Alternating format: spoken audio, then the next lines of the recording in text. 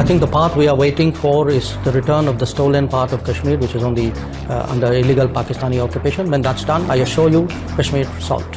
भारत के विदेश मंत्री डॉक्टर एस जयशंकर ने बुधवार को लंदन में कश्मीर के मुद्दे को लेकर एक बड़ी बात कह दी। उन्होंने कहा कि जिस दिन हमें पाकिस्तानी कब्जे वाले हिस्से वापस मिल जाएंगे, उस दिन कश्मीर का मुद्दा सुलझ जाएगा। दरअसल एस जयशंकर 4 से 9 मार्च तक ब्रिटेन और आयरलैंड की यात्रा पर हैं। वे 5 मार्च को लंदन के चैथम हाउस थिंक टैंक के एक कार्यक्रम में अपनी बात रख रहे थे। जयशंकर से सवाल पूछा गया कि क्या प्रधानमंत्री मोदी कश्मीर मुद्दे का हल निकालने के लिए अमेरिकी राष्ट्रपति डोनाल्ड ट्रंप के साथ अपने संबंधों का इस्तेमाल कर सकते हैं। इस पर जयशंकर ने जवाब देते हुए कहा, On Kashmir, actually we have done, I think, a good job. Kashmir में हमने अधिकांश मुद्दों को हल करने की दिशा में अच्छा काम किया है। मुझे लगता है कि अनुच्छेद 370 को हटाना एक कदम था। फिर कश्मीर में विकास, आर्थिक गतिविधि और सामाजिक न्याय को बहाल करना दूसरा कदम था। चुनाव कराना, जिसमें बहुत अधिक मतदान हुआ, तीसरा कदम था। हम जिसका इंतजार कर रहे हैं वो कश्मीर के उस हिस्से की वापसी है जो अवैध रूप से पाकिस्तानी कब्जे में है। जब ये हो जाएगा तो मैं आपको आश्वासन देता हूं कि कश्मीर का मसला हल हो जाएगा। Pakistani occupation, when that's done, I assure you, Kashmir solved.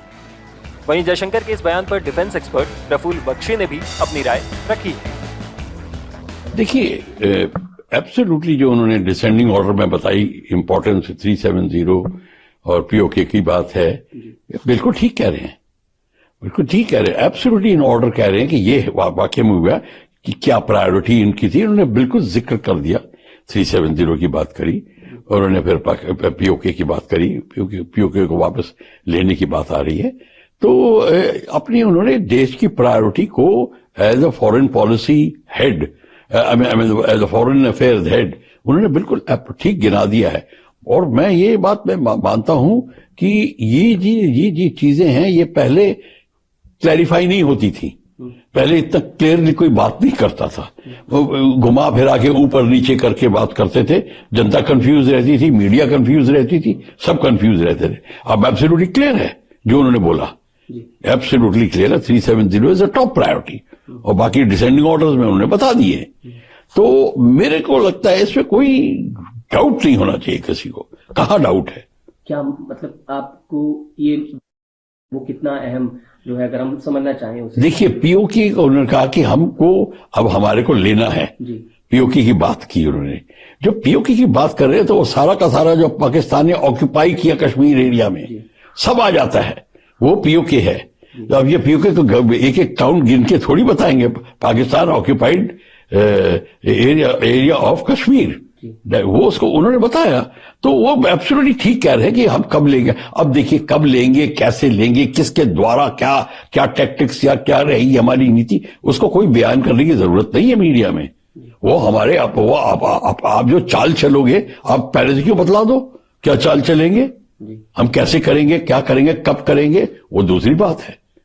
तो ये एक्सटर्नल अफेयर्स मिनिस्टर का ये काम थोड़ी है कि हम फलाने मंथ में ये करेंगे और ये करेंगे। किस तरीके से करते हैं, हम कोर्सिव मेथड्स लगाते हैं या डायरेक्ट मिलिट्री कन्फ्रंटेशन की बात होगी या डिप्लोमेटिक की बात होगी, डायलॉग से होगा, कैसे भी होगा। तो लेकिन पीओके अगर हम डिफेंस चाहे तो कितना अहम जो है, ये मुद्दा तो है ही अहम, पीओके को लाना, इसको थोड़ा सा आपसे थोड़ा समझना चाहिए। नहीं, पर क्या कौन सा एक्शन समझने की बात है? पीओके को लाने का मतलब मैं तो बता रहा हूं है। नहीं, क्या पूछना क्या चाहते हैं आप, क्लियर नहीं है। Absolutely, I want to be very clear what you want to ask. क्या लाना है, क्या पीओके के बारे में हम आपसे समझना चाहेंगे कि पीओके अगर डिफेंस एंगल से हम आपके एनालिसिस की बात करें। हाँ, तो जब देखिए, जब पीओके की बात होगी तो पीओके की बात उस एंगल में बड़ी चीजें आएंगी। चाइना ने बहुत सारा एरिया पीओके में ऑक्यूपाई किया हुआ है, उसके थ्रू से अपना चाइना पाकिस्तानी इकोनॉमिक कॉरिडोर चलाया हुआ है। क्या भारत उसको किस एंगल से देखेगा, उसको कैसे लेगा, चाइना का क्या रिएक्शन होगा, मद्देनजर रखते हुए जो करंट रिलेशनशिप जो चाइना के साथ अब फैलसूफी दिखाने के कगार पे हैं, जो अब थोड़ा शांतिपूर्ण वातावरण बन रहा है, उसको देखकर भारत के क्या नीति रहेगी इस पीओके को लेके। फिर गिलगित बल्तिस्तान की बात आएगी, वो उसमें कैसे होगा। और गिलगित बल्तिस्तान की जब बात आती है तो उसको हमारे को पहले उसकी हिस्ट्री देख लेनी चाहिए कि उसके हाथ में कैसे गया पाकिस्तान के, क्या हुआ, ब्रिटिश रोल क्या था, ब्रिटिश आर्मी का क्या रोल था इसके अंदर। ये सारा का सारा एक बहुत बड़ी साजिश थी जिसके हाथ से हमारा गिलगित बल्तिस्तान और ये सारा हुंजा वैली वगैरह ये सारे हमारे हाथ से गए। क्यों हुआ और उस समय हमारी सरकारी नीति में क्या कमी थी, क्यों थी? तो हम ये सब बात क्या नीति कमी थी कह के चुप हो जाते हैं। अरे क्यों थी, किसने क्या किया? और ये सारा का सारा अब एक स्टूडेंट, एक यूथ, एक सिटीजन ऑफ इंडिया जानना चाहता है कि क्यों हुआ ये, क्या कौन इसका जिम्मेवार था, उनकी थिंकिंग क्या थी। तो ये सारा का सारा एक बहुत बड़ा सब्जेक्ट बन जाता है। पर इस समय एक्सटर्नल अफेयर्स मिनिस्टर ने अपने जो दायरे में जो जितना उन्होंने बताना था वो बताया है। लेकिन सर गिलगित और बल्तिस्तान जो कांग्रेस है वो इस पर राजनीति हो रही है, वो कह रहे हैं कि उसकी तो बात ही नहीं करते। तो देखिए उन्होंने जाके उन्होंने गिलगित बल्तिस्तान के ऊपर वो चुपचाप पाकिस्तान ऑक्यूपाइड कश्मीर में सारा आता है, इसको अलग अलग करके नहीं बोलना पड़ेगा कि ये भी है ये भी है, सारा सारा कुछ है। फिर उसके बाद में एक्सपेक्ट करेंगे कि फिर ये बताएं कि नेहरू जी ने और माउंटबेटन का क्या किया, पर प्राइम मिनिस्टर नेहरू ने क्या बोला, फिर वो मेजर जो अंग्रेज मेजर बैठाया हुआ था उसने क्या किया, हमें जो कर्नल था, मेजर थापा थे इंडियन आर्मी के, वो जो लड़ रहे थे उनको मदद क्यों नहीं दी, क्या हुआ, ये सारे की सारी फिर लोग कहेंगे कि गड़े मुर्दे खा रहे हैं। ये सारी की सारी बातें अंडरस्टूड है कि ये सब कुछ हुआ, वो सारी बताने की बात आएगी, वो तो हिस्ट्री, एक मिलिट्री हिस्ट्री की बात शुरू हो जाएगी।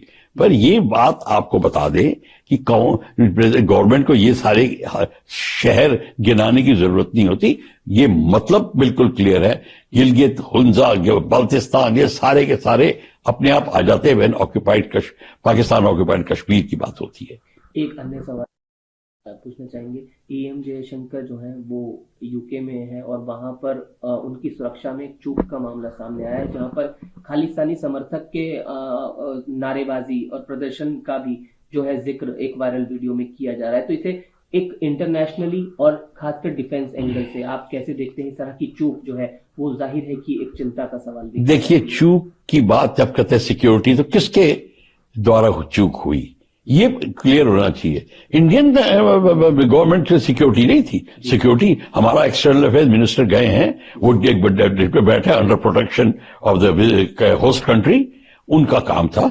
चूक हुई है। और दूसरी बात है प्रदर्शनकारी हो रहे हैं, खालिस्तानी कैसे वहां नारा लगा सकते हैं?